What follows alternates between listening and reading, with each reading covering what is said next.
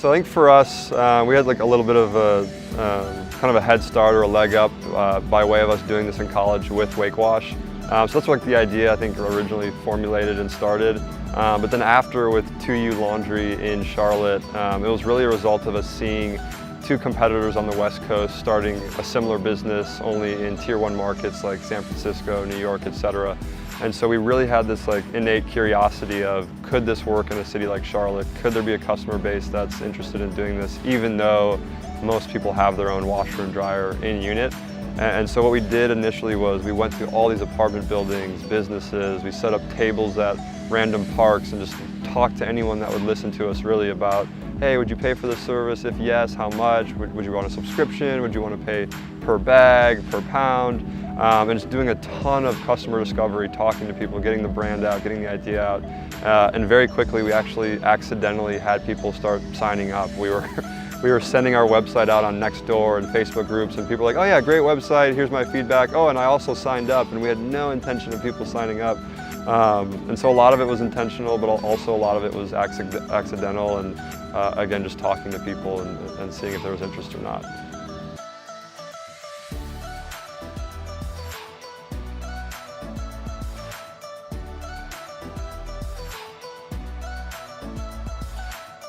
You know, we're live in Charlotte and Atlanta, and so Atlanta was our first city that we had to expand to. And the biggest learning that I feel like we took away from it was we cannot outsource the laundry part of our business to vendors.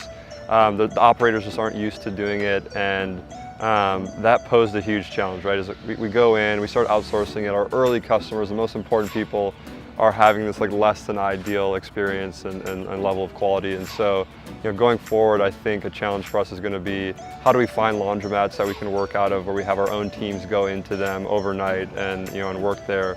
And so, you know, being diligent about working with the right partners, finding the right vendors, because at the end of the day, quality is paramount and really is reflective of our brand and everything that we do.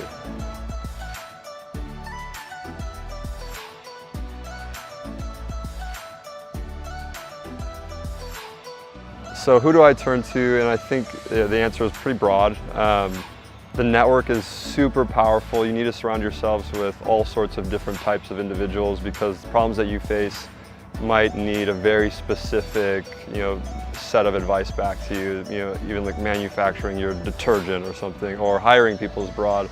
And so we've really surrounded ourselves with an awesome group of former entrepreneurs, CEOs, investors, family, friends, etc. And so for me, I think the go-to people are individuals like Bill D'Alessandro, who's another Wake alum. He's an entrepreneur. He actually manufactures our detergent, and just has a really interesting perspective on building businesses. My family, of course. And then my co-founder is probably the third in my top three for people that I go to. Just being able to go and vent to him and say, hey, I'm struggling with XYZ right now.